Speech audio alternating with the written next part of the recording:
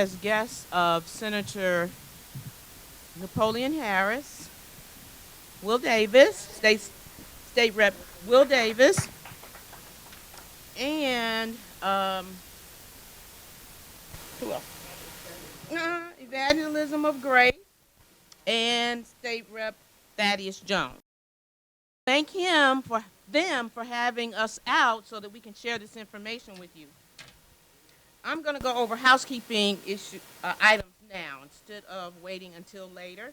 We want to make sure that you silence your cell phones so that it does not interrupt the flow of the presentation.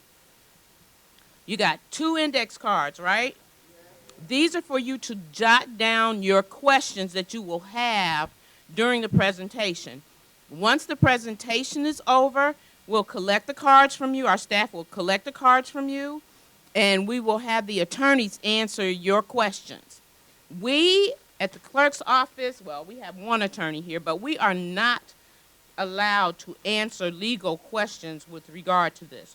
That's why we have attorney partner Ted London with us. We also have our attorney Jim Gleffy with us tonight, and then we are doing a hybrid event tonight. So there are people online on Zoom that are joining us. So our attorney online, who is a community partner, is Steve Hinton, and Kang Trin from our office, who can answer the questions with regard to property fraud. So without further ado, I'm going to hand you over to Senator Harris, but if you don't know, washrooms are back to your left. And if you need anything, you can go to our tables and get whatever information you need with regard to our offices. And hold on to your forms, because I'm sure you're going to have questions with regard to the forms. So, Senator Harris.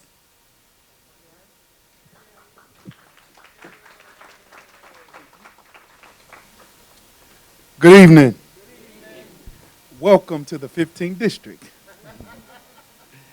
It is my esteemed pleasure to have you guys here tonight at the Property After Death and Property Fraud Forum hosted by myself and my good friend, Representative Will Davis. For us, it's always a pleasure to be amongst friends.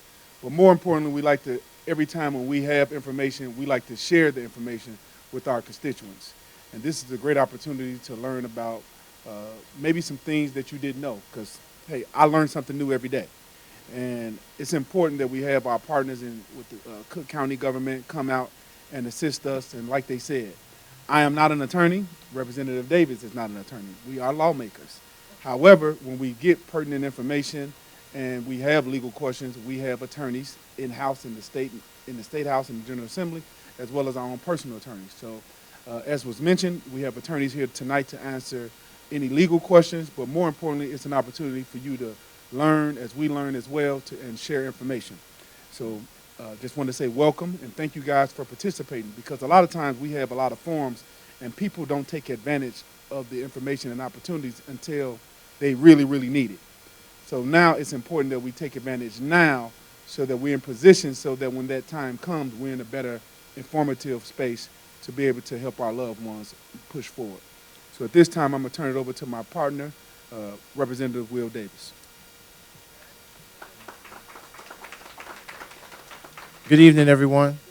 Let me first start by thanking Senator Napoleon Harris for hosting us in the building where his office is at and allowing us to partner with him to share, again, pertinent information. We appreciate Karen Yarborough's office for putting on this presentation, and she's doing this all over Cook County because that's just how important it is. When I talked about this on my Facebook page, the little note that I wrote was that often a lot of what they're going to talk to us about trying to address and deal with, we often wind up finding ourselves in probate court trying to do this. And when you go to court, lawyers are involved, and those lawyers cost money. So today you may find out some ways, allow you to put some things in place so that when these things happen, and as they say, there are 2 things that's going to happen in life. You're going to pay taxes and we're going to pass away.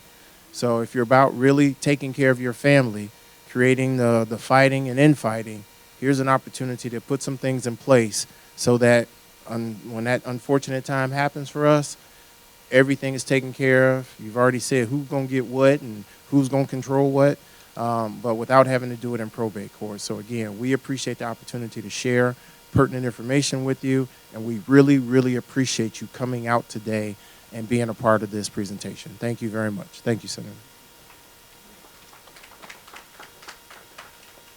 Okay, I was negligent a little bit. I owe you an apology. We're here on behalf of Cook County Clerk Karen A. Yarbrough. You know who that is, right?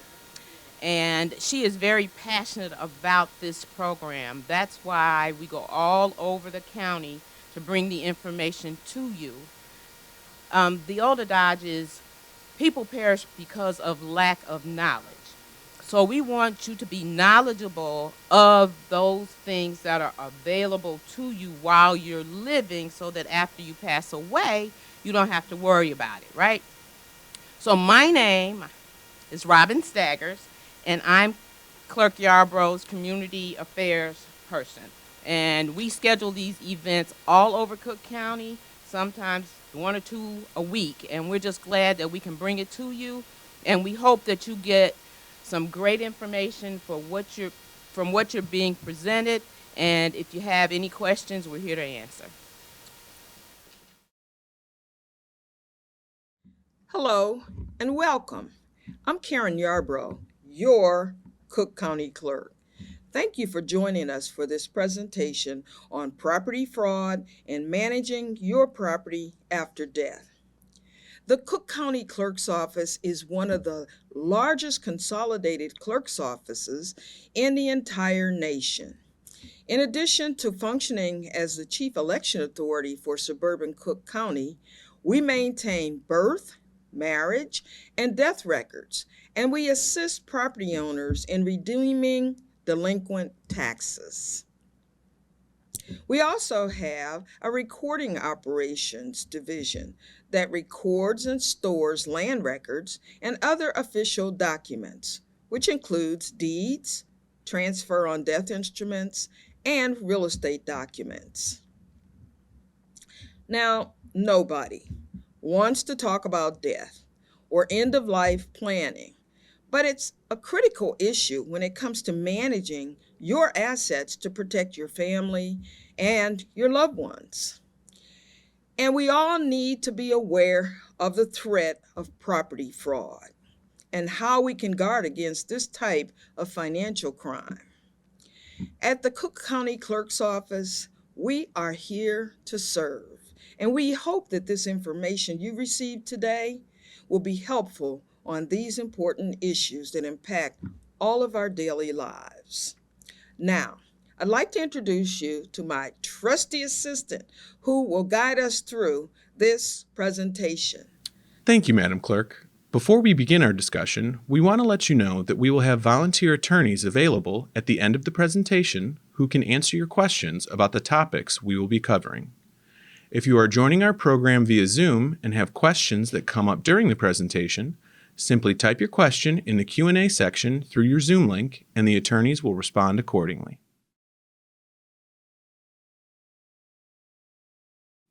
Now, let's begin our discussion by talking about property fraud, which can also be known as deed fraud. So, what exactly is property fraud? Property fraud is the fraudulent and illegal recording of a document against your home's property records. We call it paper terrorism, and it's a very real problem and potential risk for all property owners. How can this happen? Almost every state has an open and public recording system, meaning that you cannot freeze your chain of title like you can your credit report. Plus, county recorders are not authorized by law to validate legal claims made in documents. Property fraud can involve the recording or filing of false or forged transfers of ownership, quitclaim deeds, or the filing of a bogus lien to steal property or harass an unsuspecting property owner. Even if your home is paid off, that does not stop someone from filing a new deed on top of it without the property owner's knowledge. Let's look at this NBC5 investigative report that takes a close look at how property fraud can occur. By law, it is a line anyone can stand in and a fee anyone can pay. $40 is all it takes to get a deed or other document officially recorded in Cook County. A simple perk of open government openly abused by serious scammers. I think they call them, financial parasites. She was new to her office as recorder of deeds when Karen Yarborough says she first spotted the trouble. To steal a home, all you have to do is doctor some paperwork up and Photoshop it, bring it to the recorder's office, record it, voila, you own a home. Con artists exploiting a system that relies on the honesty of those who use it, recording forged documents in order to steal a home outright. Sound far-fetched? This is a kind of crime that I never imagined that could happen. It did to Chicago Treasurer Stephanie Neely until it happened to her. I get this call, I'm like, what do you mean someone has changed the name on my deed? What do you mean? How do they do that? In her case, a stranger recorded a fraudulent deed, waited until she was at work, and then changed the lock. They want to physically be in your house, because once they're there, it's very difficult to get them out. Precisely what happened to this Chicago woman. This individual had paperwork that was Xerox that showed the deed was in his name. She asked us to conceal her identity because You're in constant fear that they will try something next, because believe it or not, they did come back 3 days later. one man connected to her case was arrested and convicted. As the recorder's office continued to field fake documents, I decided that I couldn't sit idly by and watch this happen. Yarborough brought in this man, They believe that the government created artificial duplicates of all of us. an expert on sovereign citizens, the extreme anti-government movement often behind this crime. They believe they can completely ignore our government and do whatever they want to do with impunity. Pitcavage calls it paper terrorism and teaches the red flags, like the punctuation sovereigns add in the middle of names, the refusal to use mainstream addresses or zip codes, and how they employ lengthy, arcane terms. The flurry of documents they file may be fake, but their threat is real. They're bullies. They're brazen. They think that nothing can touch them. A lot of times they'll come in and overwhelm our frontline staff. It may be 20 of them will come in. Yarborough has a catchy comparison she uses to get a non-believer's attention. In Illinois, it is easier to steal a home than it is to steal a car. It's fraud and, they're taking people's homes. So there is now a simple way for some homeowners to protect themselves, the free property fraud alert system. You load your property index number, then you get an alert if any document is recorded in connection with your property. Counties across the country are now turning to this kind of system as these cases of mortgage and property fraud continue to grow. Lisa Parker, NBC5, investigates. To combat this problem, Clerk Yarborough created a property fraud unit with investigators and caseworkers who respond to and investigate any complaints of property fraud. The clerk's office also offers a free property fraud alert that will provide a telephone call or email to the property owner anytime a document is recorded against their property or the property of a loved one. There are 3 easy ways to sign up for the clerk's free property fraud alert. You may sign up in person at the clerk's office, you can sign up online, or you can sign up with a telephone call. Once registered, if you receive an alert or have a reason to be concerned about property fraud, you can contact the clerk's property fraud unit and our staff can help research the problem and coordinate a response. Call 312-603-4000 or visit our website at cookcountyclerk.com/property fraud. On a related note, while we're on the topic of your chain of title and fraud, property owners often need to obtain an official copy of their property deed when purchasing a home or for tax purposes. You should be aware there is a predatory practice aimed at homeowners in which companies offer a copy of your property's deed at a large markup price, sometimes exceeding $200. The clerk's office wants to remind you that we offer the same service starting at just $6. So there's no reason to pay exorbitant prices to gain access to these essential documents. Now, let's move on to the second part of our program, which is making plans to manage your property and assets in the event of your death. As Clerk Yarborough noted, no one wants to talk about death or end-of-life planning, but it's critical to manage your assets to protect your family and loved ones. Having a sound end-of-life plan is one of the greatest gifts that you can provide to your children and family members. Consider this. What do you think these three legendary individuals have in common?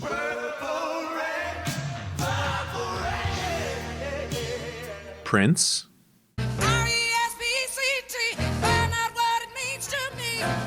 Aretha Franklin, 87 years ago, our fathers. and Abraham Lincoln. Actually, they have something very unfortunate in common. They failed to make plans for their assets upon their death. No will, no trust, and no plan. Now, let's consider someone who thought he had it right.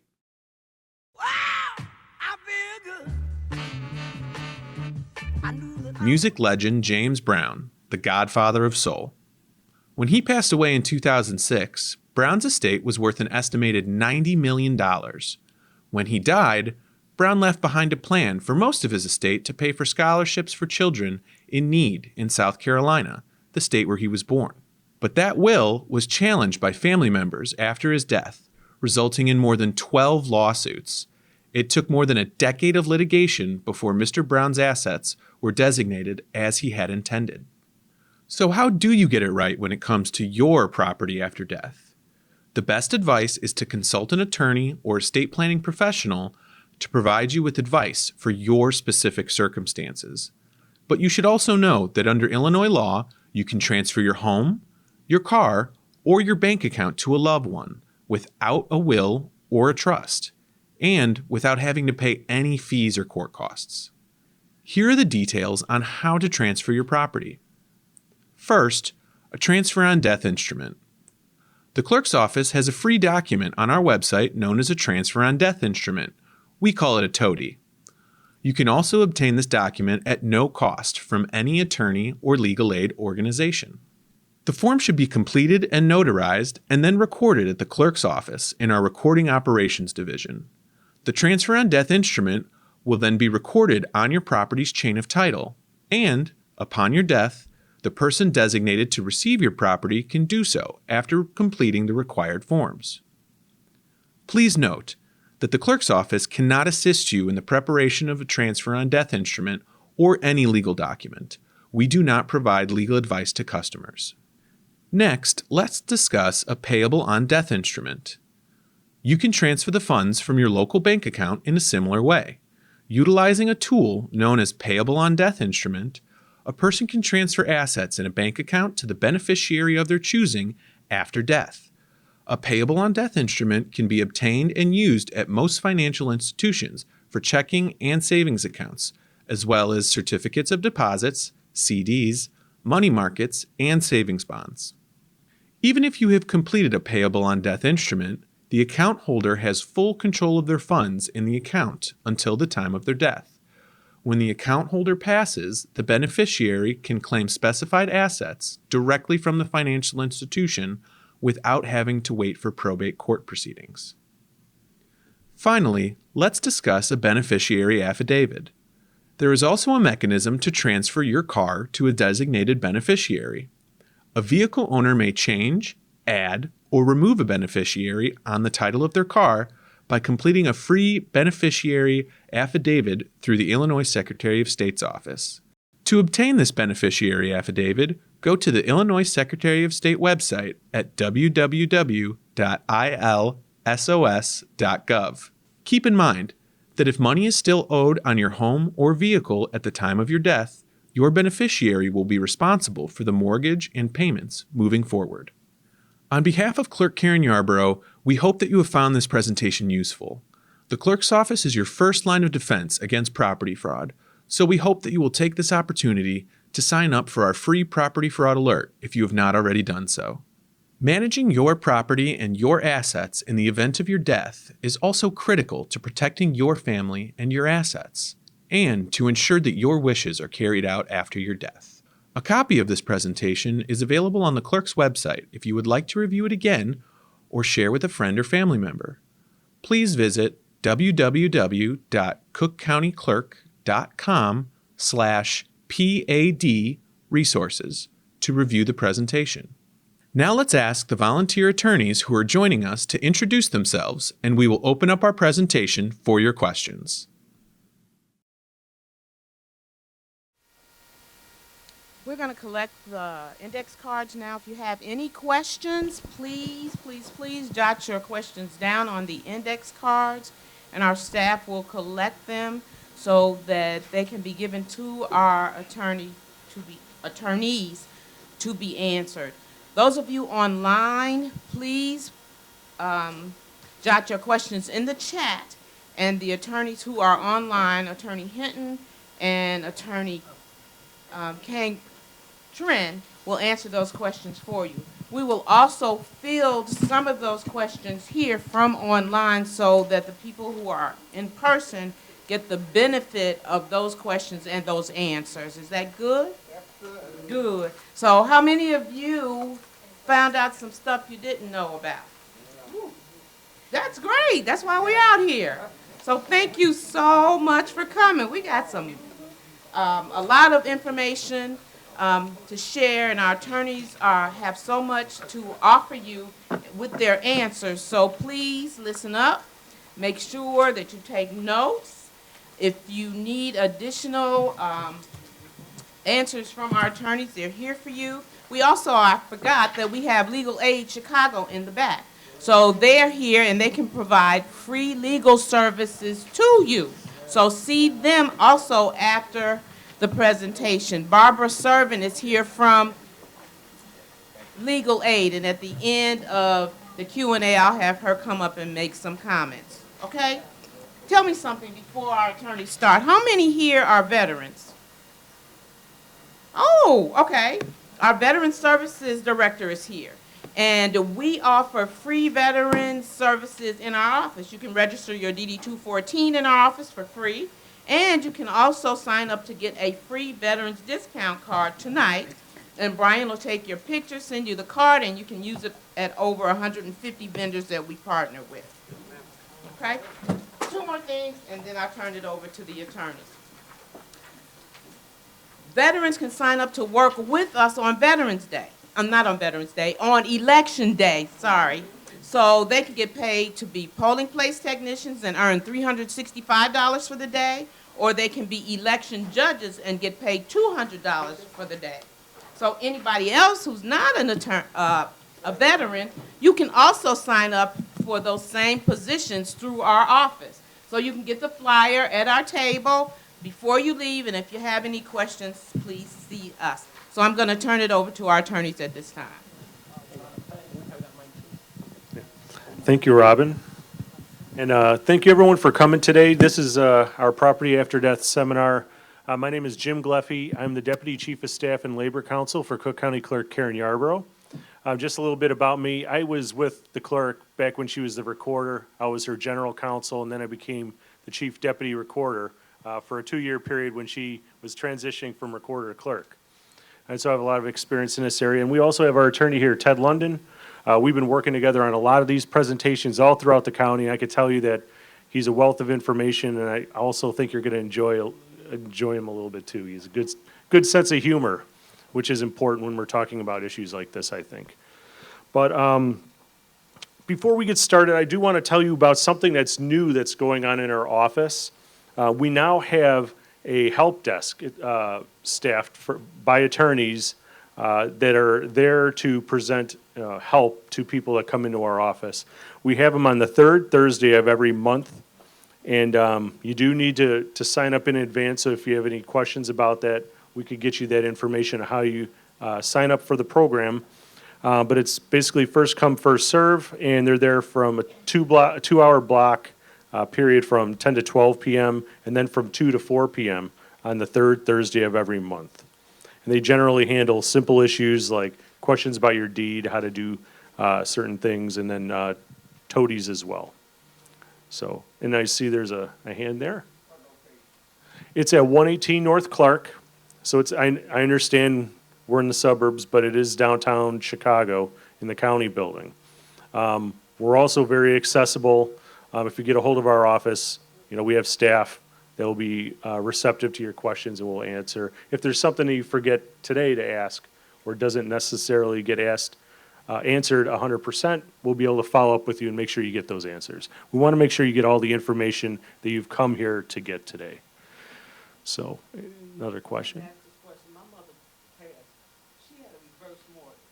When we first bought the building in 1996, it was me, both our names was on it. Okay, and she thought about the reverse mortgage. I wasn't 62 then, so I couldn't be on it. So I took my name off of it so she could get the reverse mortgage. Now she's passed, and I'm trying to get it back in my name. Okay. We do get a lot of questions about reverse mortgages. And Attorney London, you want to take this one? Hi, good evening, everyone. Again, I'm Attorney Ted London. So her question is about reverse mortgages. So a couple of things about reverse mortgages. Typically, when someone has a reverse mortgage, they have to pay off the existing balance. And here's what we find when we do a lot of consultations for people who come in contemplating a reverse mortgage. 9 out of 10 men who are contemplating a reverse mortgage after the consultation decide against it. Because normally what we find when someone does a reverse mortgage and they pass away, more is owed on the property than it's worth. And then More on there before than when we bought it. It's double. So that's the reason why is because you're taking a loan out against the property, you're not paying any interest back, and all those fees are accruing. And because people are living longer than ever these days, oftentimes by the time they pass away, again, more is owed on the property than it's worth. And then you can't redeem it because you can't get a property financed when you owe more on it than it's worth. But even if one could, if a mom's name is on the property and the property is not in some sort of trust or some sort of estate planning vehicle, you're going to have to go through the probate process to get it in the name of the heirs. And it may not be just the one child, it would be both of you. And then you would have to figure out, well, first you have to go through the expensive probate process to get it in one's name, and then you have to figure out how to finance it.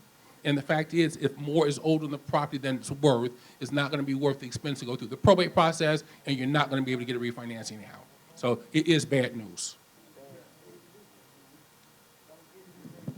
Okay, we have a related question here as it relates to reverse mortgages. The question is, if you have a reverse mortgage, do you have to pay it off before completing a TOTI? The answer is generally no.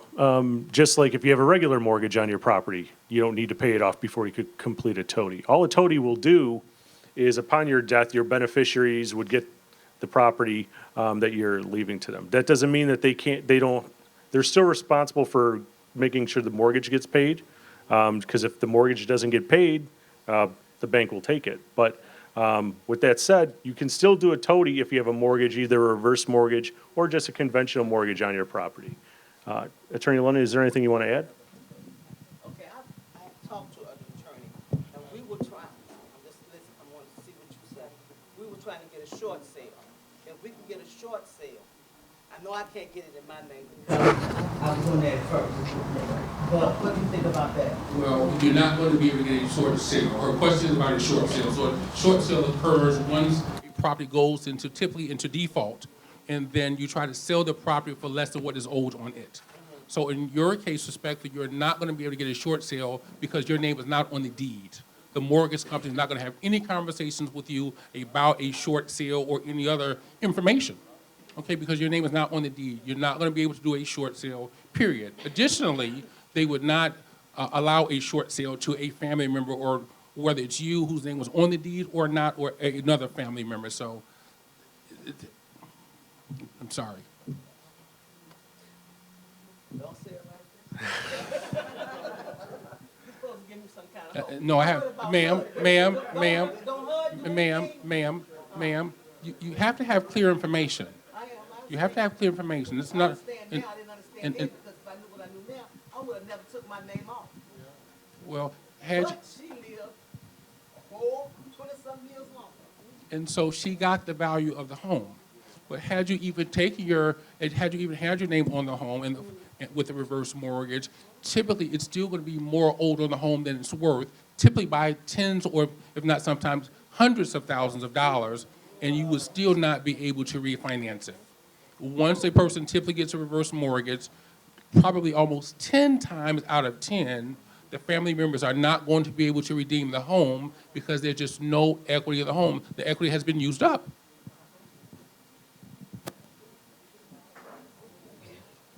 Okay, that's a. Thank you.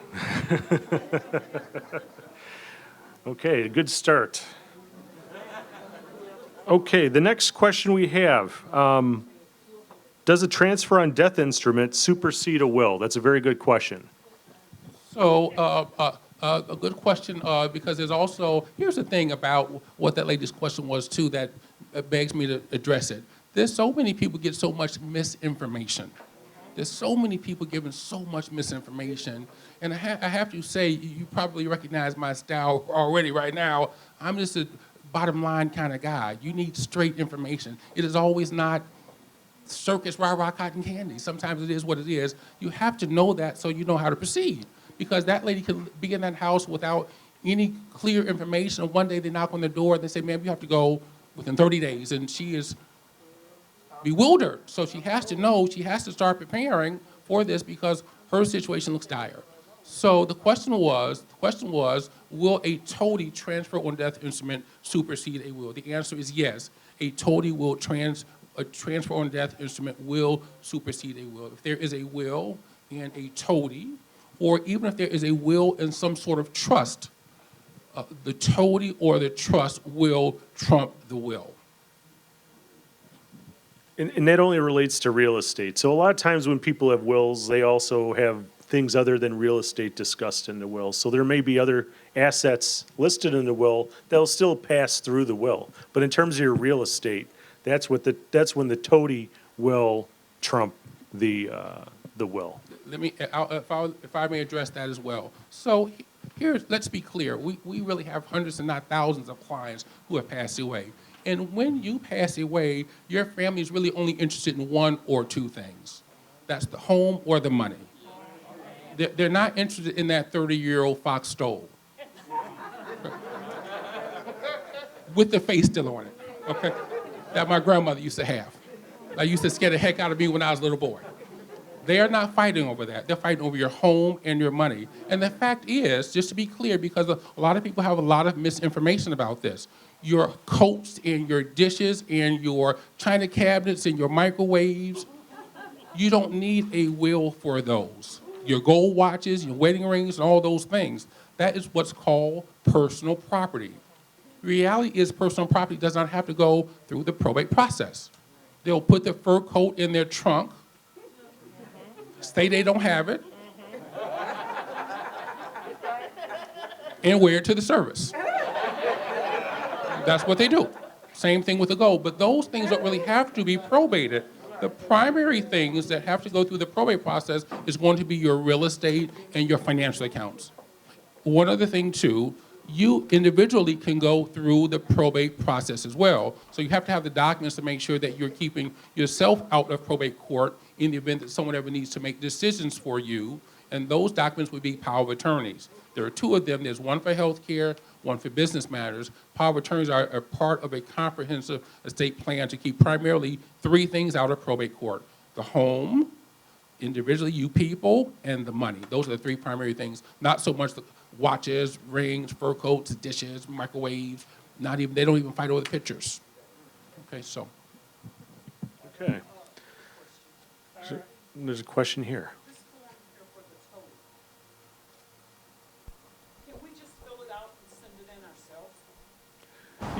You are permitted to complete the toady form yourself. I would always, my personal opinion is I would have a lawyer look at it first, because you don't want to make a mistake and have it a situation where your wishes are not honored after you pass. But one of the parts of the law does allow individuals to complete the forms themselves. So a toady form can be brought into the clerk's office. Our office is located at 118 North Clark, room 120. And that's right across the street from the Daily Center, if you're familiar, at the courthouse. That's where we're located, and it's on the first floor. So that, and I will say something about this as well.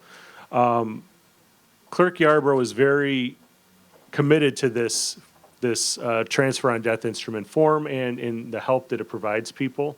When COVID came about, she worked with the Cook County Board of Commissioners to lower the price for recording toadies in our office.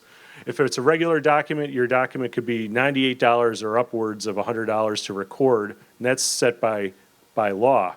But we work with the Cook County Board of Commissioners to lower the price specifically for toadies because we want to make it accessible for people so that they can take advantage of it and take advantage of the benefits of it, making sure you're able to transfer these properties upon your passing without having to go through the expensive probate process. So. May I address that as well? Sure. If I may. Her question was, can she prepare a toady, a transfer on death instrument herself? The short answer is yes, you can do it yourself. But I do not advise clients to make estate planning a DIY project. Because if you get it wrong when you are passed away, then it's going to be void. And I can't tell you how many people have come into our office after their loved ones have passed away with some document purporting to be a will or some other documentation that somebody concocted for them. Perhaps they even concocted it themselves. And it has no value at all. And it's going to send everything through the expensive probate process. So while you can do some of these things on your own, I would typically advise people to seek the counsel of a lawyer. You want to make sure it's done correctly because we're talking about things that you have worked for a lifetime, your home and your money. And we hear the stories where people have struggled for decades to acquire their homes and pay for those homes and struggle through jobs and unemployment and divorces. And it's a shame to have it all squandered within a matter of months sometimes after someone has passed away because they had inefficient stuff that they did themselves that's really void. Very good points. This is a very good question, and we get this a lot, and it's not common knowledge. So, and it relates to a topic that you're pretty passionate about talking about. So the question is, if I should have to go into a nursing home, how do I keep the nursing home from getting my home? I want to really get it to my kids. Got it. So that question refers to what's called a Medicaid spin down. Everyone should really be mindful of a Medicaid spin down. Again, there's so much misinformation about a Medicaid spin down. So here's just a Cliff Notes version of Medicaid. If someone goes into a nursing home and they cannot afford to pay for the care themselves, Medicaid will pay for the care.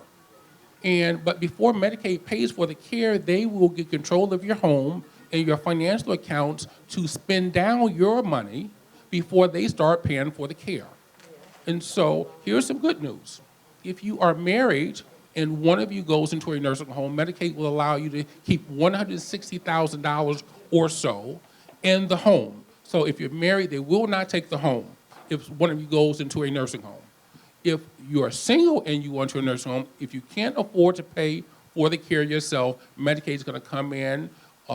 They're going to get you applied for Medicaid, and Medicaid is going to take your home. They're going to take your life insurance, cash value, all of your financial accounts, and you can have no more than $2,000 in your accounts before Medicaid pays. Medicaid is a need-based program, so they're going to make sure they deplete all of your assets before they start paying for it.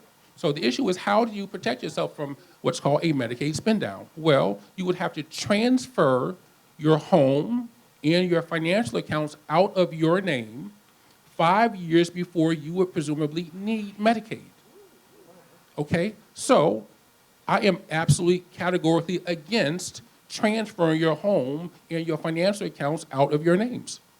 But that is the only way you would presumably be able to avoid a Medicaid spin down, is you have to transfer it out of your control before 5 years that you would need Medicaid. Because if you transfer anything out of your name within that 5-year window, Medicaid is going to go back and they're going to check all of your assets, all of your financial accounts, all of your statements, all of your property transfers. And if they see that you have transferred substantial assets out over your name or your real estate, they're going to deny you Medicaid for the amount of time that those assets that were transferred would have covered. So you cannot really avoid, it's really hard to circumvent Medicaid. Stay married, get married, and that's going to help you. Yeah, you just found a better solution. Find someone to get married to. Question here.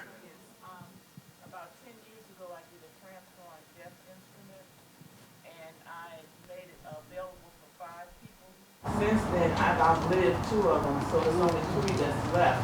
So I was wondering, do I have to prepare a new one, or, because on the bottom of that form, I did say, to remain heirs, so should I do a new one or what? May I ask that question? Did you do that document on your own? No, I went down to the clerk's office and they helped me with it and notarized it and everything. Well, I can't speak for the clerk's office because I don't work for the clerk's office, but I'm pretty sure they didn't prepare that document for you. Now, they may have recorded it for you and they may have even notarized it, but do you guys prepare TODs for people? Got it. We had an attorney previously under the recorder's umbrella that may have helped. Yeah, I had help with that. Well, here's the language that you are looking for in that document. If you're going to leave property to more than one person, whether it's in a trust or a TODI, you want to add the language of joint tenants with rights of survivorship. And that means if you leave property to 5 people, if 2 of them have passed away, you will automatically go to the survivors. If you don't have that language, and respectfully, if you go to heaven and you have those 5 people on there and that language is not in that TODI or the deed or the trust, then all 5 of those people are going to get their portion, but the 2 of those who have passed away, their shares will have to be probated. So not just your estate won't have to be probated, but the 2 that you left that they have passed away, their shares will be probated. So now the home's tied up because 2 estates have to be probated. So you want to make sure that the language is right. I've seen people come in and they have prepared some of these documents and they didn't. I'll give an example. I've seen husband and wives who, for example, may have refinanced the property in only one of the spouse's names. And then they put the property back in both of the spouse's names.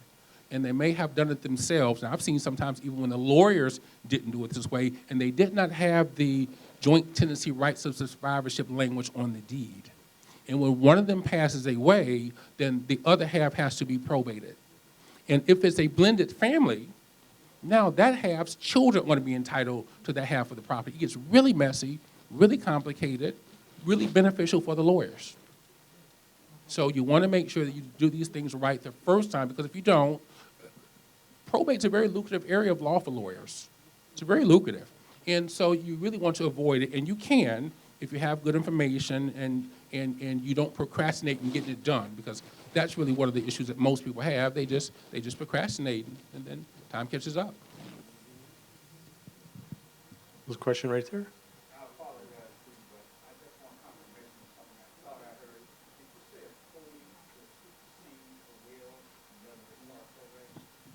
A TODI will supersede a will, and it does not require probate, yes.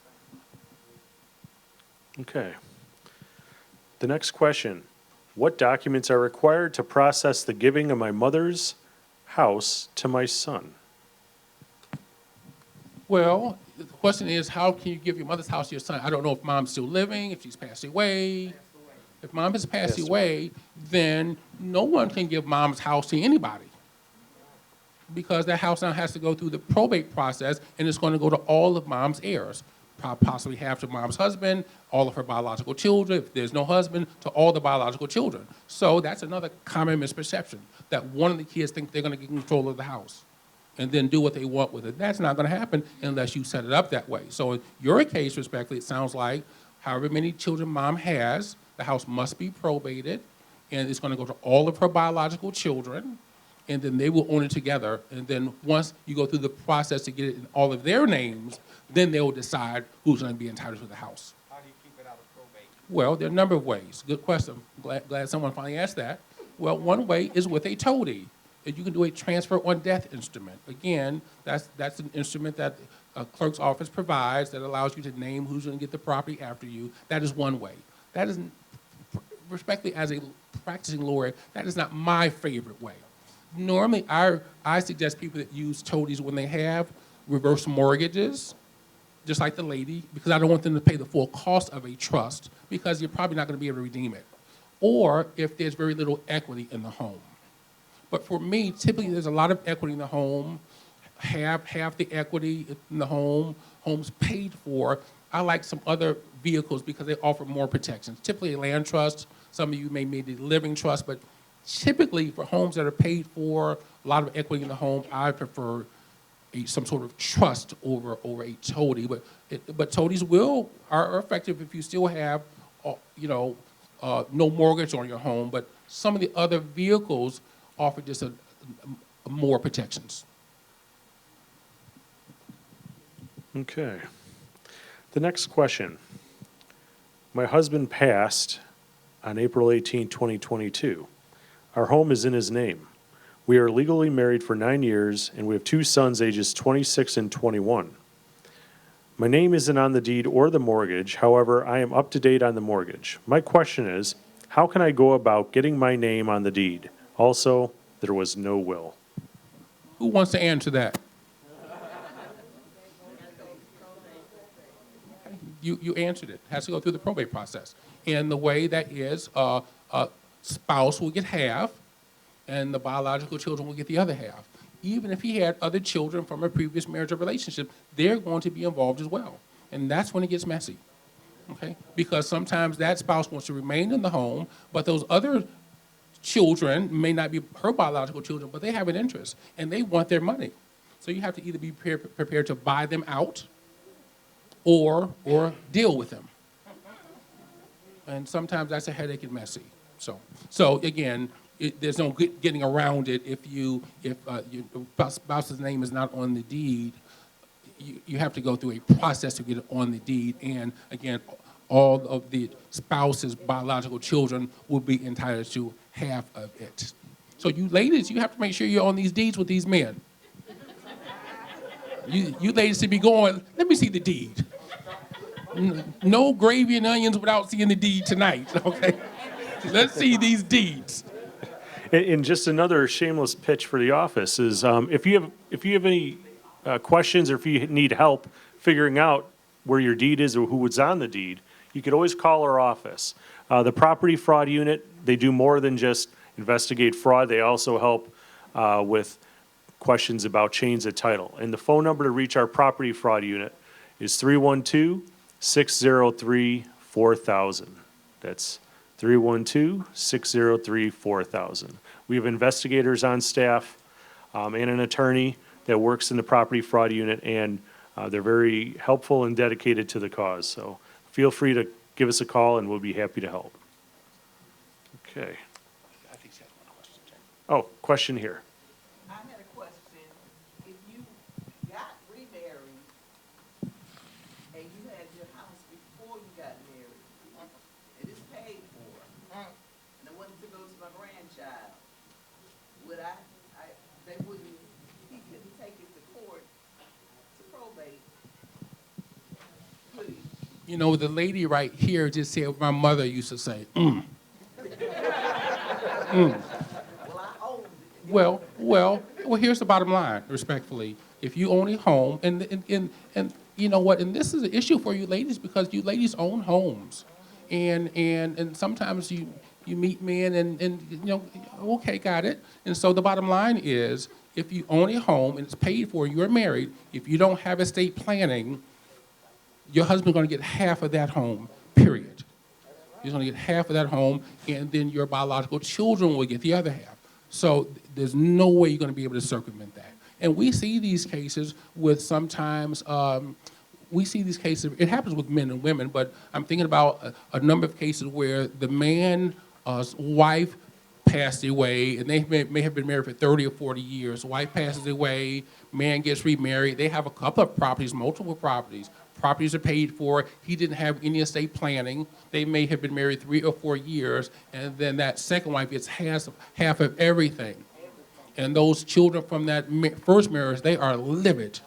Because their mothers helped pay for those things, and now this lady we didn't even like in the first place is getting half of it, and there's no getting around it. Not unless you prepared for it before. Well, so let's talk about wills. I'm glad someone mentioned that. So I don't do wills for my clients, period. No wills. If you don't get anything out of this form today, just please get this. No wills. Because if you have a will, that's going to send your loved ones through the expensive stressful, time-consuming probate process. You don't feel bad because most people wrongfully believe that if you have a will, it keeps your things out of probate court. But the fact is, it's exactly the opposite. If you have a will, your loved ones have to go through the expensive probate process. So please, no wills. You want a toady or some sort of trust, and you want to make sure everyone has the power of attorneys. We'll talk about that in a second if we get the question. And you want to make sure that you have current beneficiaries on all of your financial accounts. That's going to keep the home out of probate court with whatever instrument you use. If you have power of attorneys, that's going to keep you out of probate court. You need those. Here's something about that, too. Even if you are married, you need to have power of attorneys for your spouses. Because if your spouse becomes incompetent, just because you've been married for 40, 50 years does not give you the right to make decisions for them. And you have to have the documents to be able to deal with Social Security, pension, sign documents, whatever it may be. If you don't, then you're going to have to go through the probate process to be appointed their guardian. That's expensive and complicated. So everyone needs power of attorneys as well.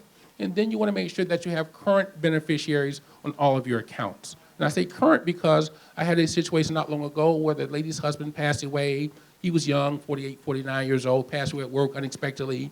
She had been married to him for 8 years. He had a $500,000 life insurance policy, but he never took the first wife's name off of it. So first wife got $500,000 lump sum, tax-free, okay, and nothing that the present wife could do about it. So make sure your beneficiaries are current and updated as well. Very, very good points. Very good points. And you might be wondering, will, no will, you still end up in probate court in certain situations. How can that be? Well, all a will does is tells the probate court, this is what I want to happen with my assets. If you don't have a will, there's a plan already made for you in the state law. It's the intestate succession law. So if you don't have a will, it'll go to whatever the plan is already set out in law. Now there's ways where you can avoid probate altogether, such as the land trust, living trust, or the transfer on death instrument as Attorney London has talked about. So it's important. I think we've always talked about historically, will or no will. I think the conversation should really be probate or no probate. How do we get to avoid that very expensive, costly process? That, and just from a personal experience of mine, I had an uncle who lived in Washington, D.C. He passed away in 2018 in January. His estate, in probate estate, was not wrapped up until, I think, late last year in 2021. So it was 2 or 3 years. You don't really get closure. You're thinking about it. You're worrying about it. And if you could avoid it, I would say it's best to take steps to do that. And here's what's interesting about the whole will, the notion that wills keep your things out of probate court. Many people think that a will will keep your things out of probate court, and they still don't have one. So I'm always, they think it will keep their things, and they still don't have one. But for the record, no wills. If you don't get anything out of this, I don't care what the neighbor says, what your brother-in-law said, please no wills, because it's going to send you through the expensive, time-consuming, stressful probate process. Okay.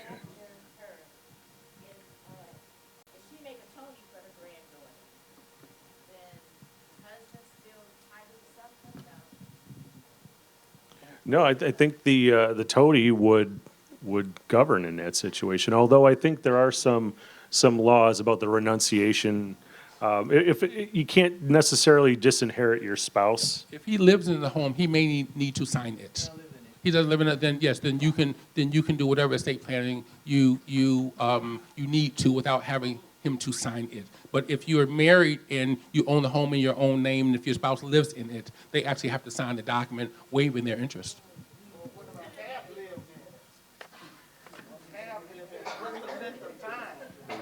Well, you may want to put them out for 30 days and tell them, I see you in February. Let me get this paperwork done. I see you in February, okay? And then you can get it done. We have a question in the back here.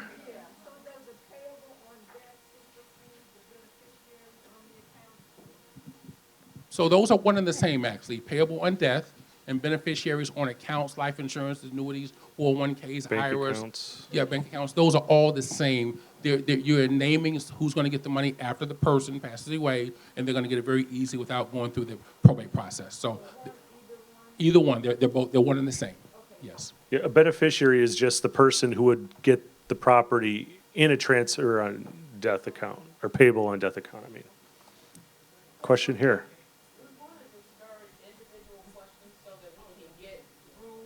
The written questions, and then after we get through the written questions, if the attorneys have time, they'll answer your individual questions. Okay, is that fair? Yes. Because the people online don't get the benefit of the questions or the answers. Okay. Can you clarify one thing though, that he just said? Okay, go ahead. Because you said that and the payable upon death are the same. So in what she just said, if the beneficiaries that are on those checking accounts and savings accounts and all those accounts that you said is different from a name that they put on that document, if they're one and the same. Beneficiaries and power attorneys are the designations that each institution may name, but it is the same. So there would never be a beneficiary and payable on death on the same instrument. They're really the one and the same. Some just may title it a beneficiary, some may title it a transfer on death, some may title it payable on death, but they are all the same. There would never be multiples of those. On the account, and I had that account 10 years ago, and now I've learned about this document, and I sit down and I put somebody's name. What document are you referring to? The transfer Transfer on on death death is instrument. only for the real estate. It's only for the real estate. So you can name beneficiaries on your financial accounts as well. I believe that's what she was referring to. Yes. So just to be clear, transfer on death instruments only for the real estate. And for your beneficiaries, payable on death, transfer on death, you have to update those at each one of your individual financial institutions. Yeah. Okay. Okay, I own my own home. My taxes are on a senior freeze, and I want to leave my home to my son, who is 38 years old. Will he pay an increased tax amount? Yeah, the answer is yes. And actually, when you pay property taxes, for example, in 2022, you're actually paying your property taxes for 2021. So if you sell the home or you do give it to your son, that first year that he's living there, he might get the benefit of the senior freeze, but every subsequent year, he's going to have his own amount. So. And if he continues to try to do it, he's committing fraud. Yes. And I know the assessor's office actually has a unit that will track you down if you're getting fraudulent exemption. So don't do that. Thank you, Representative. Okay. This is several questions. First question, how to transfer rental property into an LLC? Well, you can transfer any sort of property to an LLC. You have to set up an LLC, and then you have to deed it from the owner's name into the LLC. Here's a problem that I see many investors, oftentimes they have their properties in LLCs, and they do exactly that. They set up an LLC. It's a form, relatively easy to set up. You can go online and really do that, pay the fees yourself, really, and you can prepare a deed and transfer from your name individually into the LLC. It's done. But what they don't do is they don't put together what's called an operating agreement. So when they pass away, it still has to go through the probate process because you haven't outlined who's going to get the property after you even in the LLC. And so you go to a lawyer's office, you have property in the LLC, it has to be probated. Well, the lawyer's happy. So if you have an LLC, if you want to manage your things like that, then you have to make sure you have the complete set of documents, which includes an operating agreement. But you have to make sure you're seeing lawyers when you're doing these things. That, it is a cost. It is an expense. But when you're talking about, again, your homes and your financial accounts and things that you have worked for really a lifetime, you have to understand young folks don't have any money. I mean, that's about really all the money really in the black community is with seniors. You guys were able to buy homes. Many of you who may be seniors, I'm not calling anybody a senior in here, but many of you who may be seniors, you bought homes when they were affordable. You had a 30-year careers. You have lifelong pensions. And so you're really the ones who really are funding really African American people. Young people, you know they don't have any money. And so you have to make sure that you are protecting your homes and your financial accounts and not making them spend money and fight amongst each other, lose a property a year, 18 months after you pass away, simply because you want to nickel and dime yourself, and then everything you worked for in a lifetime is gone. We see it every day. We see it every day. So, Okay, the next question. Do we need a land trust for home or rental property? well, yes, you need any kind of real estate that you have, in my opinion, should really be in a trust, unless, again, it's in a reverse mortgage or very little equity in it. And because if you have one property in a trust and the other not, then the one that's not in the trust is going to have to go through the probate process. So in my opinion, every property really should be in some sort of trust. You get to name who's going to get the property after you, and whomever you name will get it very easily. You can name all the kids or just the good one. It's up to you. Okay? Because you may not want to name them all. You all know what I'm talking about. Okay? So that part is up to you. But you do want to name who's going to get them, and then whoever you name will get them very easily. Okay. Well, again, a toady is, in my opinion, a single objective document. It just transfers the property from whoever's filled it out, the owner, to whomever they name to get it after them. And a trust has a number of other benefits. A trust has a benefit of privacy. So once you put your property in land trust, if someone runs your name, they're not going to see what property you own. If they run your property address, they're not going to see who owns it. So we get a lot of elected officials that come in, a lot of judges, a lot of police officers, a lot of teachers, a lot of business owners, a lot of notable people because they like the privacy. Michael Jordan, Oprah Winfrey, all those people's properties are in trust. So you can't just Google Oprah's. My wife and I were in Santa Barbara maybe about 4 or 5 months ago, and we were driving through the mountains trying to find Meghan Markle's and Prince Harry's house. And we were Googling it and everything and couldn't find it. It's in the trust. And so same thing with Oprah. She lives around there. It's beautiful. Santa Barbara's beautiful. The hills and mountains right on the ocean. Let's go find Oprah's house. Couldn't find it because it's in a trust.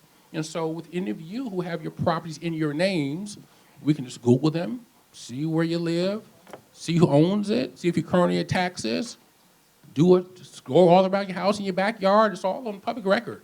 So one of the benefits is a privacy benefit. Another benefit of a trust is if you have your property in a trust, if you are ever sued, the judgment will not attach to your home.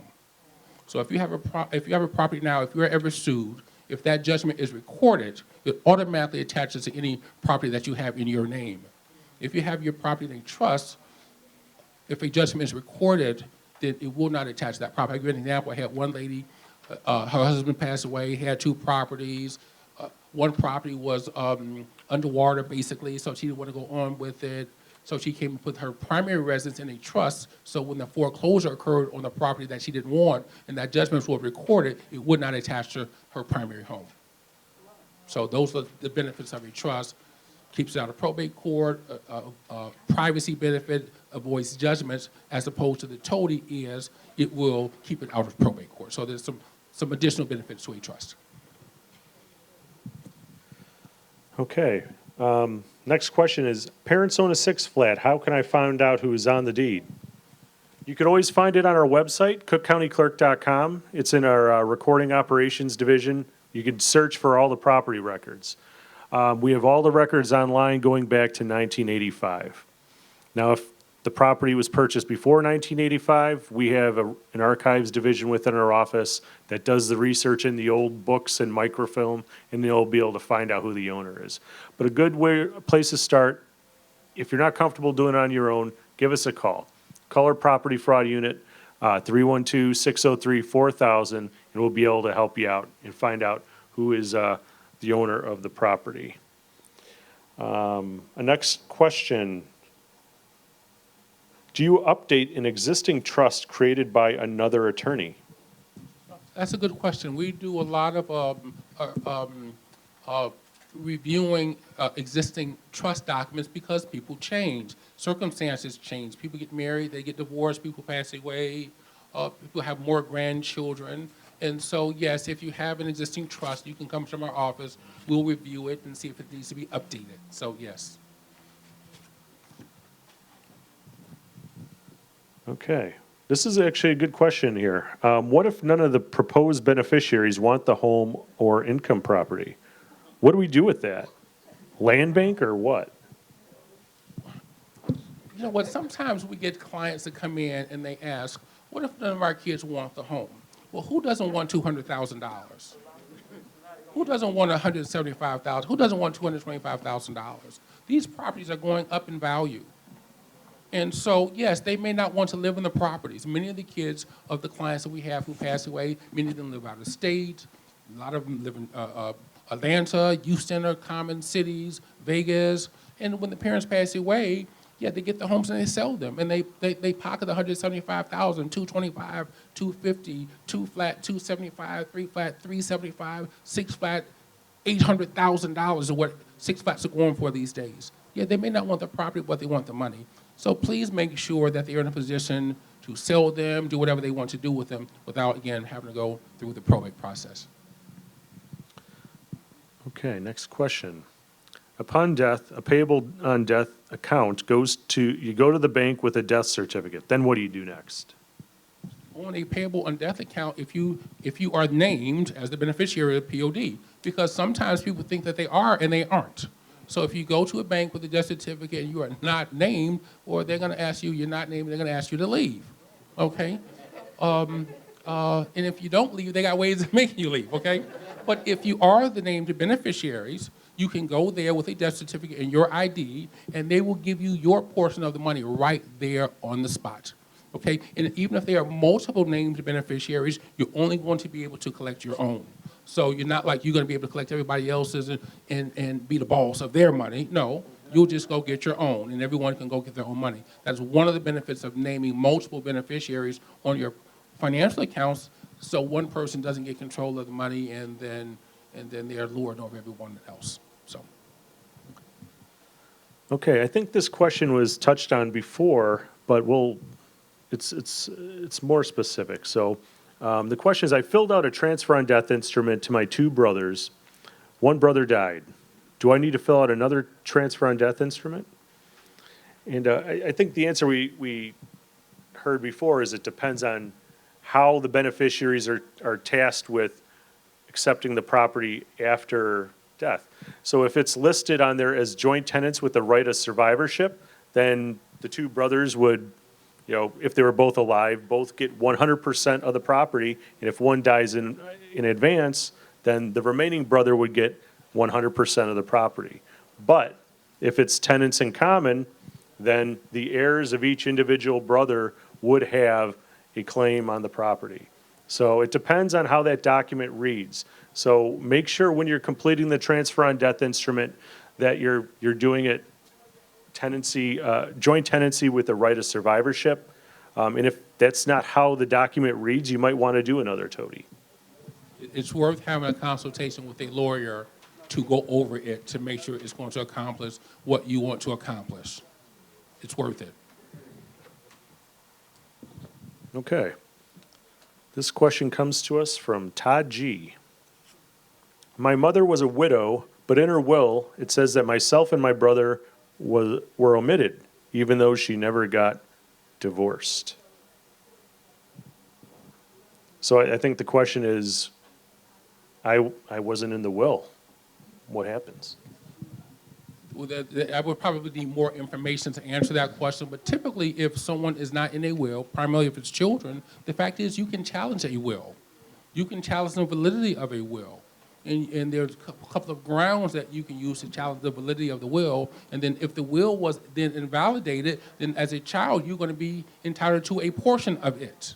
Another reason why I am against doing wills, because wills can be challenged. Okay, so in terms of, but in that case, if there were children that were omitted in a will and they didn't challenge it and the will stood, then those children, well, I can't say because I don't, it's just, I would need to see the will to determine what would happen to the property if they were a husband, he passed away. I wouldn't know if he passed away before or after, so I would need some more information about that. Okay. Is it true that you can sign a will without witnesses? It is not true that you can sign a will without witnesses. You must have 2 witnesses for a will to be valid. You can sign it, but it doesn't mean it's going to be valid. You need the 2 witnesses. And the witnesses have to watch them sign it. You can't sign it in one room and the witnesses be in another room. That is an invalid witness of that document, and that could be a reason to avoid that will. Okay. Can someone who's not related to family take claim of my mother's property? If someone who is not related to a family, if there is no written instrument giving a non-family member interest, there is no way that they would ever be entitled to it, period. Pardon me, sir? Well, if they're named, then yes, they will be entitled to whatever they're named to be entitled to. But if they are not named on a document, will, trust, whatever it may be, if they are not related, they would never have an interest in the property.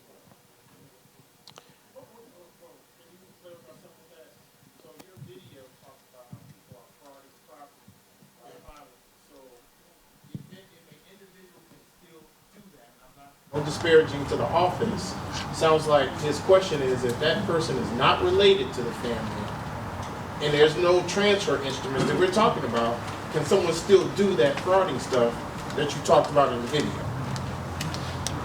A lot of the fraud could happen in a lot of different scenarios. For example, there was a lot of situations where seniors were preyed upon, where a fraudster would basically forge a senior's name, even though they were still alive and living in the property. They'd say, I'd give it to Representative Will Davis to me. And you didn't do it, but someone found your signature on a letter you sent a constituent or whatever, and just put it out there. And now all of a sudden they have a claim on your property. Now I'm going to give you a piece of information that what our office does when we get reports of property fraud. Our investigators can initiate a case before an administrative law judge and tell the judge that the document is fraudulent. We have a witness here, a victim who's been harmed by this fraudulent document, and we should remove that document from the property's chain of title. We do that free of cost to anyone that needs to have that done. You could also hire an attorney, and they'd have to initiate what's called a quiet title action in circuit court to, just say, that this document that's been recorded, it's invalid.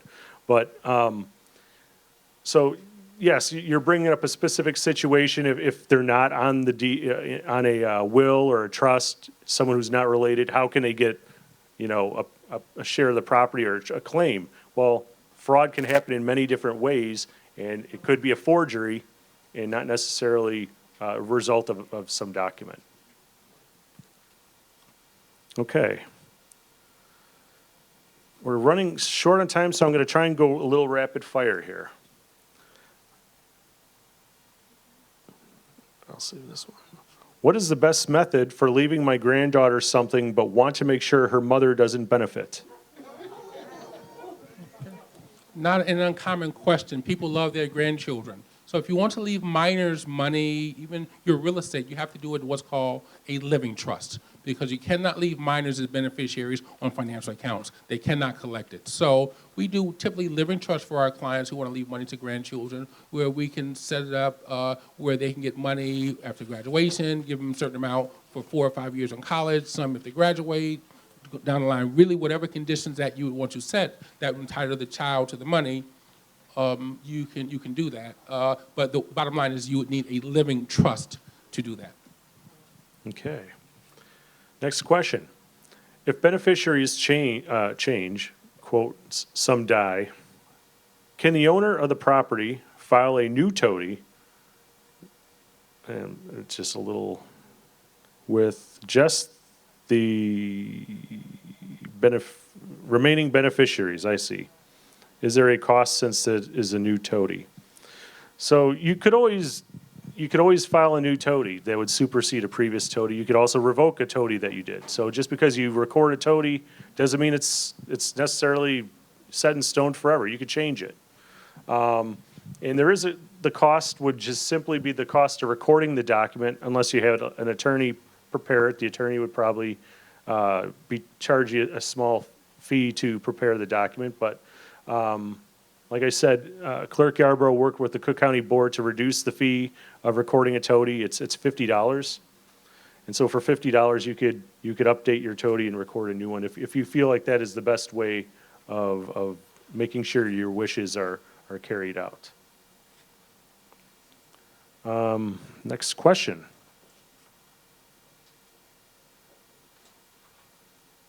Can a trust protect you from property fraud or the false filing of a deed?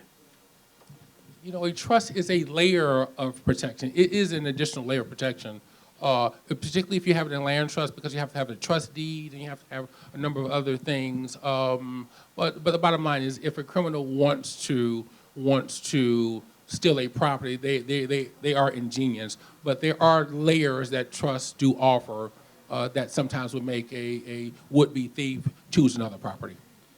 Yeah, and I do want to kind of make a comment about property fraud for a second. I know the video talked about how people are trying to get in your homes and live in your homes. We've seen situation where, someone goes away for, period of time, they're going to visit relatives and they come back and the locks are changed. But what's the most common form of fraud is they generally want to defraud a bank. They want to change the deed. They want to go to the bank and say, I'm the owner of the property, give me a mortgage on the property. They'll take the mortgage proceeds and then they'll skedaddle out of town, leaving you with a property that has a mortgage on it that needs to be resolved through legal action. So, in terms of property fraud, there's no 100% way to prevent fraud, but we can, you get the property fraud alert, you can contact our office, and we'll be able to take action faster so that the process of unwinding it isn't so painful. It's never going to be pleasant, but we can make it a little easier for you if you do that. Okay. This is a question for Attorney London. Do you provide free consultations?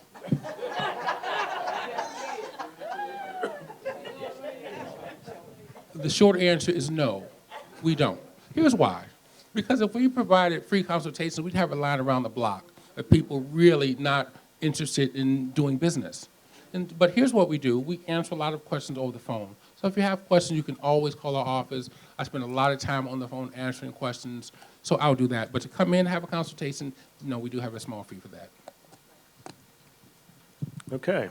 What is the difference between an estate planner and an attorney for getting your assets in order after death?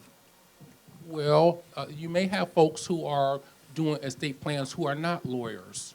Okay, there's a lot of misinformation. Some people are here on the radio who are espousing things that are just absolutely incorrect. So, and the fact is, all lawyers aren't created equal. So you have to make sure that you find a lawyer that's going to be able to explain things to you in a way that you understand. Find out what you want to accomplish and help you accomplish what it is that you want to accomplish. Okay. Here's a good question. Should a business owner also be filing documents with the county to protect the business property from becoming part of the estate? You know what's very interesting about some of these business owners, you would think that they would be a little bit more savvy, and they are, but so many business owners, they don't have estate plans. And their businesses have to go through the probate process, the business property has to go through the probate process, and it becomes very complicated, very expensive, very stressful for everyone. And so the bottom line is, yes, if there is a business property, that should be in some sort of trust as well, so you can name who's going to get the property after you. And then for that business, you want to make sure if it's in an LLC or some corporate holding, that you have an operating agreement that's going to outline who's going to take over the business itself. So you have the business and the real estate. The real estate should be in a trust, and for the business itself, there should be an operating agreement. Okay, just a couple more minutes, so I want to get to a couple more remaining questions. This says, our group is mainly older people. In the event you are a sole proprietor of your business. I think this is part one of the same question. Of your own business, you own your home, your wife's not. Yep, I'm sorry, that was already answered. Next question. POA means what after death? And that's a power of attorney document. So what does a power of attorney mean after death? Well, power of attorney is only good while a person is living. Once a person passes away, it is void. And so that's when presumably a trust would kick in to transfer the real estate to your loved ones, whoever you named, and that is when the beneficiaries would kick in to transfer your financial assets to whomever you named as beneficiaries payable on death, transfer on death. But POAs, one for healthcare, one for business matters, are only good while a person is living. Okay. Next question. Can living spouses get POA on each other, and that power of attorney, not anything else, before dementia or sickness is present? Another great question. Married folks must have power of attorneys for one another. Because again, you cannot make decisions for your spouse even after 40, 50, 60 years of marriage without the documents. Here's the important part of that is, you have to get these things done while people are competent. We get a call at least once a day where someone needs us to do a power of attorney for a spouse or a parent, and they are no longer competent. Now it is too late, and it creates a real headache for them to try to manage business affairs and healthcare decisions. Here's a question about property fraud. Can the state legislature draft and pass a bill that will increase the penalties for property fraud, such as recording a fake deed, and make it a more serious crime with more serious legal sentences? And to answer that, I want to talk about something that Clerk Yarborough has already undertaken. When she was the recorder of deeds, she worked with the General Assembly down in Springfield to make that a felony crime. It's called felony clouding of title. And so we work closely with the state's attorney's office in those situations. We've also worked with the U.S. Attorney's Office in those situations to pass cases along, and they get prosecuted, and they are taken seriously. And so thank the General Assembly for working with our office on that. We have several legislators here today. But the answer is yes. Clerk Yarborough, as you saw in the video, became aware of this when she was a recorder. She went down to Springfield, explained the situation, and the General Assembly said, wow, that's an important problem we have to deal with. We have to make the penalties higher. So the answer is yes. And another question. A home was left to me, but the will wasn't registered, and I can't locate the attorney. Can I file a fraud alert document? I have obtained an attorney. So I think the question, if I'm trying to, so you have a copy of the will, you're the beneficiary under the will, or the heir under the will. It hasn't been probated, but you want to put a fraud alert on your property. You know what I suggest doing? Tomorrow, call our fraud unit. They deal with these issues day in and day out. That the number, once again, is 312-603-4000. And I would talk to a property fraud investigator about that. It's a little bit more complex than just your run-of-the-mill situation, so I don't want to give wrong information there.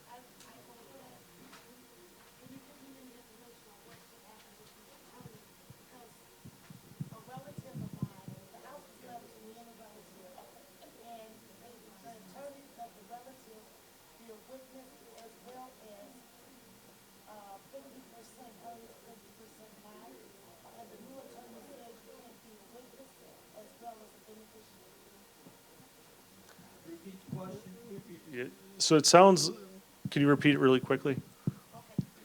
So it sounds like she has a property with a relative, according to a will. It's 50-50 in the will, is that what it says? She moved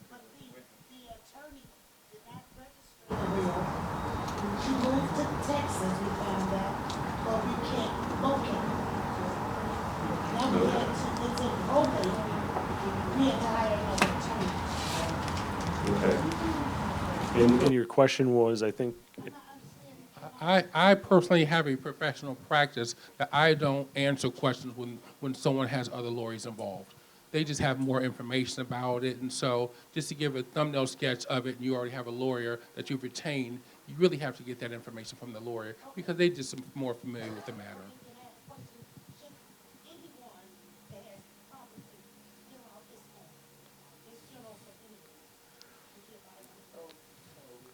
in the form she's talking about is the transfer on death instrument form. Oh, it's the property fraud alert form. Okay, I'm sorry about that. Yeah, I mean, I think it's a useful tool. It's free. And so that it only would give you information if someone records a document on your property. So, yes. Right. That's something I'd like you to call our fraud unit on, because I don't want to give you incorrect information, but, you know, I'm sure they will have that information. But just generally, I would, if you have a property, put a property fraud alert on there, because anytime a document's recorded there, you'll get a notice, either email or phone call, and it might be legit. Like if you refinance your house, that document gets recorded in our office, you're going to get an alert, but you'll know, I just refinanced, this is a legit document. But if you didn't do it and you get an alert, you're going to know something's up, and you know you'll have to call us, and we're going to help you take care of that situation. And that was the last question I have. So thank you all for the fantastic questions. Thank you, Attorney London, for your answers. You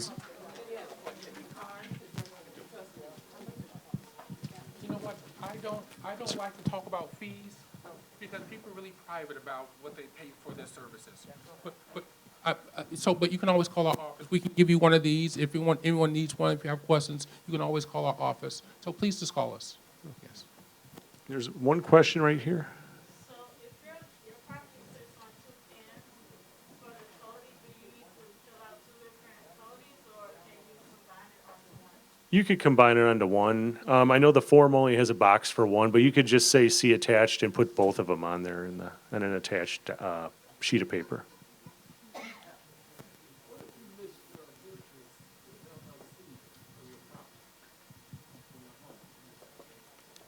So if you list it,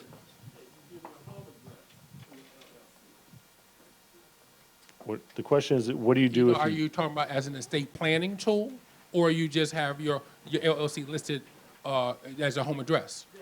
Well, that's just an address. So that doesn't transfer the property once you go to heaven. That's just the address of your business. So again, if you were trying to transfer your property that was in an LLC, again, you would need a what?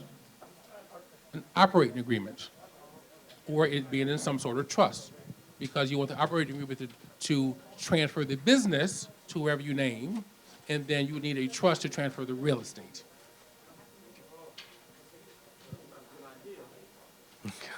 Okay. Well, thank you, everyone, for all your questions. We're here to help. Just 1 second. Reach out to our office if you have any additional questions. There's someone from Legal Aid here as well that could talk about that. Thank you, Representative Will Davis and Senator Napoleon Harris, for hosting us today. Yes. So before you leave, I want to give Barbara Servin from Legal Aid Chicago an opportunity to tell you about the free services that are offered through Legal Aid. Barbara. Thank you so much. Hey, everybody. Thanks so much for coming out. As Ms. Staggers just mentioned, my name is Barbara Servin, and I am with Legal Aid Chicago. So I did get a chance to at least say hello to a lot of you in the room when you walked in. I'm at the table at the very far corner. For those of you online, you may not have had an opportunity to hear. We offer free legal services to folks throughout Cook County, and that includes preparation of the toady. So with everything you've learned tonight, if you're interested in getting a toady created, one thing I definitely heard you guys stress is that it's really important to make sure that this paperwork is done right. What we do at Legal Aid Chicago is create those toadies for you for free. So we can help you create that paperwork. You just have to give us a call at 312-341-1070. And if you're in the room, I have paperwork on my table. I can give it to you. It'll have our phone number on it. For those of you online, the number again is 312-341-1070. You'll set up an appointment, and one of our attorneys will reach out to you. We'll look and make sure that your property is in your name. There's nothing filed on your property that would prevent a toady. and we'll get that drawn up for you. And all you have to do is pay the filing fee for the clerk's office. So it's $50 if you do it in person, and it's $55 if you do it by mail. We offer a plethora of other free legal services, so if you have any other legal issues, feel free to ask me about them or just grab one of our flyers. Or if you're online, it's legalaidchicago.org. And we're happy to help. We would love to get your house protected because probate is difficult, death is difficult, no need to compound the two. So feel free to stop by and say hi. Thank you all so much for coming out. Yes, ma'am. I'll get you. Great question. So I was asked if income has anything to do with it. So to be a client, again, our services are free. Generally speaking, your income has to be 150% of the poverty line or lower. There are a lot of exceptions to that. If you are 60 or older, it doesn't matter how much money you make. If you are a veteran, the income limit is significantly higher. If you are a survivor of violence or trafficking, or if you are impacted by or living with HIV or AIDS, or if you are in a household with someone impacted by or living with HIV or AIDS, the income limit is significantly higher.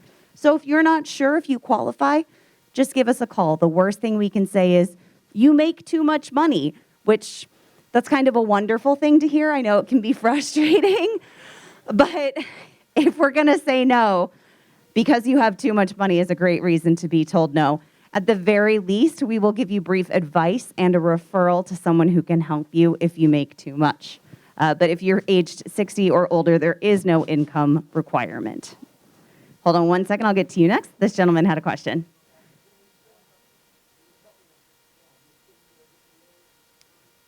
So the lawyer will research your property first and then make an appointment with you and create the paperwork. So it depends on your schedule and the lawyer's schedule. They may have the paperwork already created and just set up an appointment to have you sign the paperwork with them, but they will have it created with or for you. Yes.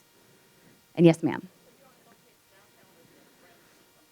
So at this time, we do only have physical offices in the Loop. It's at 120 South LaSalle. However, for creating toadies, we can do virtual appointments. We can do phone appointments. If you have the ability to do Zoom, we can do Zoom. We will find a way to make it work. We know it's difficult to get downtown. I had the hardest time getting here because I was stuck next to a train that got stopped on Sibley. 30 minutes I was stuck there. So if that's what you guys have to deal with to get downtown, we will find a way to make it happen over the phone. So yes, at this time we are only downtown, but we will make it happen. Okay? Yes, ma'am. My name is Barbara.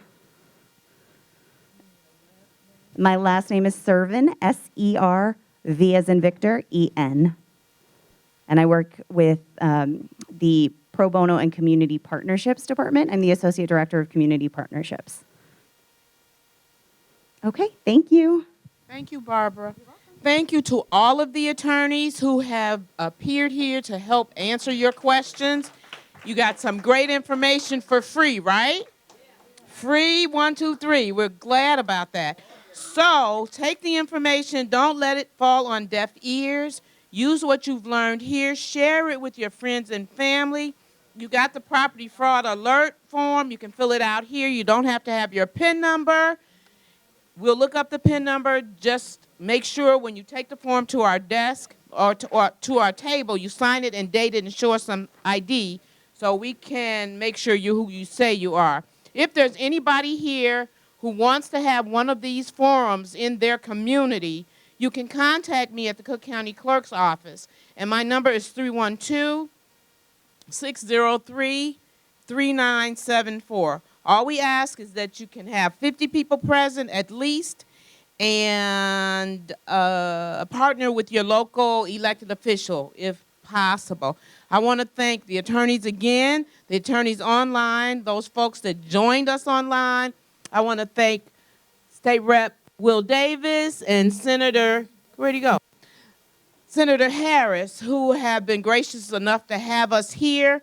And if you need any assistance from us, you can call our office or give one of our attorneys a call. Rep. Davis, would you like to have close us out? Have word. So if you could please just join me in giving Karen Yarborough's office and her staff a round of applause for coming out today. Appreciate all the great questions, the intricate questions, but Attorney London, Attorney Gleffy, thank you very much for answering those questions and take the time, and Robin and her staff for the work. So again, this is information that you wouldn't necessarily have otherwise. So we appreciate your being here today and giving us this time. But again, if you know other people that could benefit from this, share it or give them the numbers to the offices so they can find out. Again, this is about protecting our community, right? It's about protecting our community, protecting your homes, protecting your assets. And we know, and as we laughed a little bit with some of the statements that were made, you know, I like my granddaughter, but I don't like my daughter, my son. But those are real. That's real stuff that happens in our communities, and whether we like it or not, we got to deal with it. So instead of waiting to the end, why not try to put some things in place now to make these transitions a lot easier for our families, the kids that we do like? Let's make it a little easier for them when this happens. And again, nobody likes to talk about this end-of-life stuff. But again, it's inevitable. Once appointed to men to die. Anybody that reads the Bible, I may have got it wrong, but y'all know what I'm trying to say. It's going to happen. So again, this is about protecting our community, because what we don't protect, trust me, somebody will take advantage of and take it from us and do other things with it. Even if it's just to sell it and take the money, then they're gone and we got an abandoned house in our community. How many of us are complaining about abandoned homes in our communities? Some of that is because of things like this that we didn't do, that we didn't take responsibility for, that we are now suffering the consequences for. So again, take this, use it, share it. Pastor, share it. You should be preaching this in the pulpit on Sunday. But let's make sure that we do that. Thank you all very much. And so Evangelism of Grace Church, they were the ones that really wanted to make this happen for us. And myself, Senator Harris, Representative Jones are just happy to be a part of this conversation. So again, we thank them as well for doing this. But again, and then also let me just encourage you, if you have not already, early vote. Don't care who you vote for, but vote.